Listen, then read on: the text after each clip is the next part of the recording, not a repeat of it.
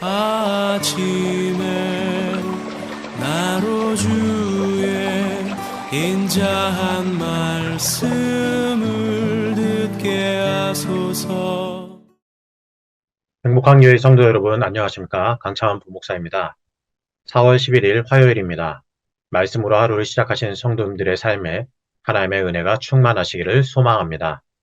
하나님의 말씀을 보도록 하겠습니다. 사무엘하 1장 17절부터 27절까지의 말씀을 봉독해 드립니다. 다윗이 이 슬픈 노래로 사울과 그의 아들 요나단을 조상하고 명령하여 그것을 유다 족속에게 가르치려 하였으니 곧 활노래라. 야살의 책에 기록되었으되 이스라엘아 내 영광이 산 위에서 죽임을 당하였도다. 오호라 두 용사가 엎드러졌도다. 이 일을 가드에도 알리지 말며 아스글론 거리에도 전파하지 말지어다. 블레셋 사람들의 딸들이 즐거워할까? 할례 받지 못한 자의 딸들이 개가를 부를까 염려로다. 길보아 산들아 너희 위에 이슬과 비가 내리지 아니하며 재물 낼 밭도 없을지어다. 거기서 두 용사의 방패가 버림바 됨이니라. 곧 사울의 방패가 기름 부음을 받지 아니함 같이 됨이로다. 죽은 자의 피에서 용사의 기름에서 요나단의 활이 뒤로 물러가지 아니하였으며 사울의 칼이 헛되이 돌아오지 아니하였도다. 사울과 요나단이 생전에 사랑스럽고 아름다운 자이러니 죽을 때에도 서로 떠나지 아니하였도다. 그들은 독수리보다 빠르고 사자보다 강하였도다. 이스라엘 딸들아 사울을 슬퍼하여 울지어다. 그가 붉은 옷으로 너희에게 화려하게 입혔고 금놀이개를 너희 옷에 채웠도다. 오라 두 용사가 전쟁 중에 엎드려졌도다. 요나단이 내 산 위에서 죽임을 당하였도다. 내 형 요나단이여 내가 그대를 애통함은 그대는 내게 심히 아름다움이라. 그대가 나를 사랑함이 기이하여 여인의 사랑보다 더하였도다. 오라 두 용사가 엎드려졌으며 싸우는 무기가 망하였도다 하였더라. 아멘.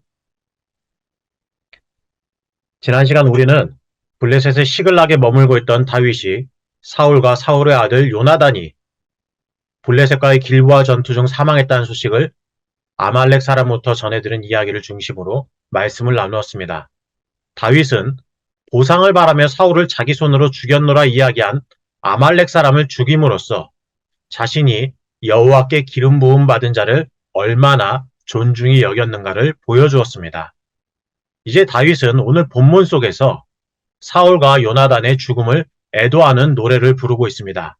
다윗이 그들의 죽음을 애도하는 노래의 제목은 활노래라고 기록되어 있는데 원어로 보면 그냥 활이라고 기록되어 있습니다. 이 활이라는 말은 사울과 요나단을 상징하는 데 있어 굉장히 적합한 단어입니다. 오늘 본문 22절을 보면 요나단의 활이라는 말이 언급되어 있는데 요나단은 활솜씨가 매우 뛰어난 사람이었습니다. 뿐만 아니라 역대상 8장을 보면 사울과 요나단이 속해 있던 베냐민 지파가 활을 잘 쏘는 용사들로 소개되어 있기도 합니다. 그렇기 때문에 다윗은 활이라는 이 말을 통해 사울과 요나단의 지파 정체성을 밝히고 전쟁에서의 그들의 용맹함을 칭송하고자 했던 것입니다. 특별히 사울과 요나단의 죽음을 애도하는 이 활노래는 야살의 책에 기록되어 있습니다. 야살의 책은 여호수아 10장에도 등장하는데 이 책은 이스라엘 민족의 역사 가운데 위대한 영웅들의 이야기나 기억되어야 할 의미 있는 사건들을 모아 집대성한 책으로 알려져 있습니다. 이스라엘의 역사에 있어서 중요한 의미 있는 기록을 남기는 이 책에 요나단의 죽음을 애도하는 노래를 기록한 것은 충분히 이해할 수 있는 일입니다. 그런데 요나단뿐만 아니라 그의 아버지 사울의 죽음을 애도하고 그의 용맹과 업적과 공로를 칭송하는 내용의 애가를 기록했다는 것은 다윗의 남다른 면모를 보여주는 사건입니다.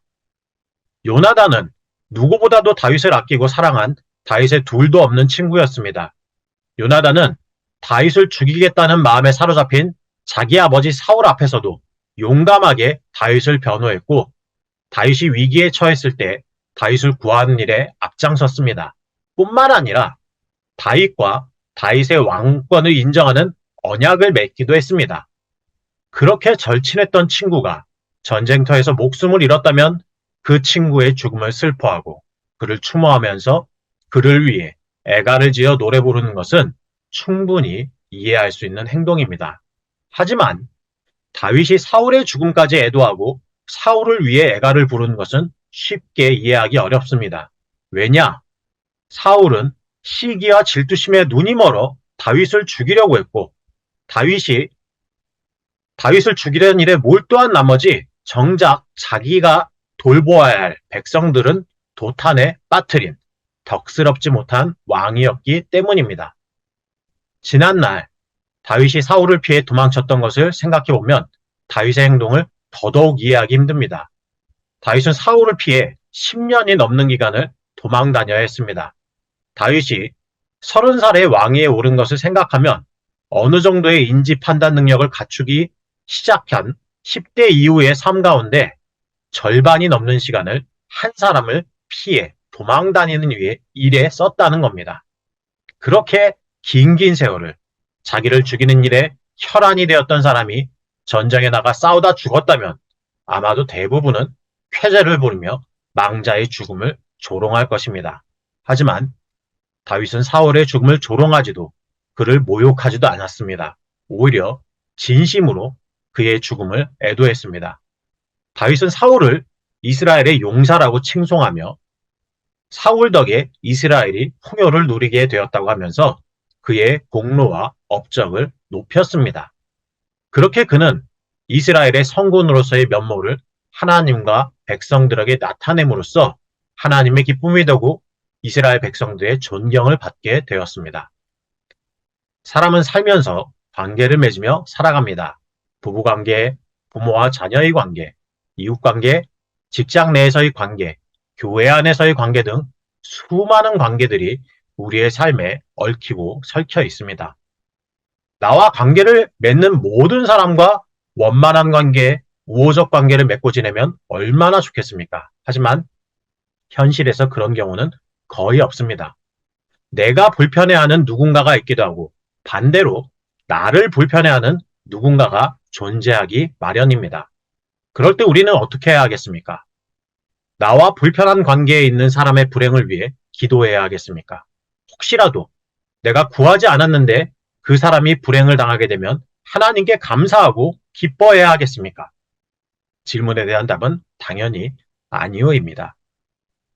그리스도인은 자기 원수의 불행을 기뻐해서는 안 됩니다. 도리어 안타까워할 줄 알아야 합니다.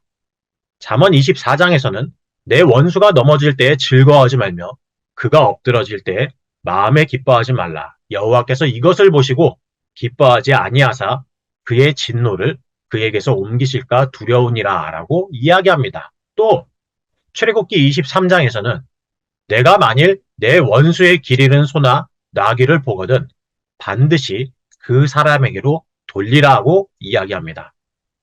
원수의 불행을 기뻐하지 않고 도리어 원수를 사랑하는 것은 분명한 하나님의 뜻입니다. 우리가 원수의 불행을 기뻐하지 않고 안타까워해야 할 근본적인 이유가 있습니다. 그것은 우리 존재가 본래 하나님의 원수였다는 데 있습니다. 죄인인 우리는 일평생을 하나님의 원수로 살다가 결국에는 영멸에 처할 수밖에 없었습니다. 이것은 죄에 대한 마땅한 결과요, 형벌입니다. 그러나 하나님은 당신의 원수인 우리가 처한 불행의 상황을 그대로 방치하지 않으셨습니다. 우리를 안타까워하셨고 우리를 그런 불행에서 건져주시기 위해 독생자 예수 그리스도를 보내주시고 예수님의 대속의 죽음을 통해 그 불행에서 벗어날 수 있는 길을 열어주셨습니다. 하나님은 친히 원수 사랑의 길을 우리에게 보여주셨던 것입니다.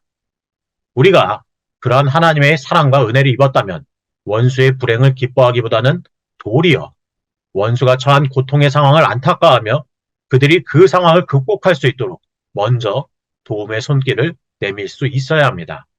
물론 이 일이 절대 쉬운 일은 아닙니다. 하지만 우리가 그렇게 할 수만 있다면 우리는 그것을 통해 원수였던 그 사람을 친구로 얻을 수 있게 될 것입니다. 오늘 하루를 살아갈 때 나와 불편한 관계를 맺고 있는 사람, 나 원수지간인 사람과 마주하게 된다면 그 사람에 대한 증오의 감정과 선입견을 내려놓고 하나님이 주신 사랑의 눈으로 그 사람을 바라보실 수 있기 바랍니다. 그 사람도 나처럼 하나님의 사랑을 받아 마땅한 존재라는 사실을 기억하면서 그에게 사랑과 관용을 먼저 베푸시기 바랍니다. 그럴 때 그 실천 속에서 미움과 갈등의 관계가 변하여 사랑과 평화의 관계로 변화되는 놀라운 일들이 일어나게 될 것입니다. 이러한 은혜를 누리는 복된 성도의 삶이 다 되시기를 소망합니다. 기도하시겠습니다. 사랑의 하나님 아버지, 오늘 말씀을 통해 원수의 죽음을 조롱하지 않고 오히려 그 원수의 죽음까지도 안타까워하며 애도했던 다윗의 모습을 보게 됩니다. 우리가 살아갈 때 많은 관계들을 맺으며 살아갑니다. 그 관계 가운데 원만하고 우호적인 관계도 있지만 때로는 원수를 맺는 관계가 우리에게 있기도 합니다. 주님, 우리가 그런 관계들을 어떻게 해결해 나가야 될지, 그 관계 속에서 겪는 문제를 어떻게 해결해 나가야 될지 오늘 말씀을 통해서 깨닫게 하여 주시니 감사합니다. 혹여 원수가 당하는 불행을 기뻐하는 어리석음에 빠지지 않게 하여 주시고 원수가 불행에 처했을 때 마음 아파하며 진심으로 그 원수의 어려움의 해결을 위해 먼저 손을 내밀어 줄 수 있는 사랑을 품게 하여 주옵소서. 죄인이었던 우리를 하나님이 독생자 예수 그리스도를 통해 구원의 길을 열어주시고 하나님의 자녀 삼아주신 은혜를 경험한 우리이오니 우리도 우리 주위의 사람들에게 먼저 사랑과 관용을 베풀게 하여 주시옵소서. 그래서 원수도 친구 삼을 수 있는 은혜를 베풀어 주시옵소서. 오늘 하루 살아갈 때 주님과 동행하는 복된 하루가 되도록 은총 베풀어 주옵소서. 감사드리며 예수님의 이름으로 기도드립니다. 아멘.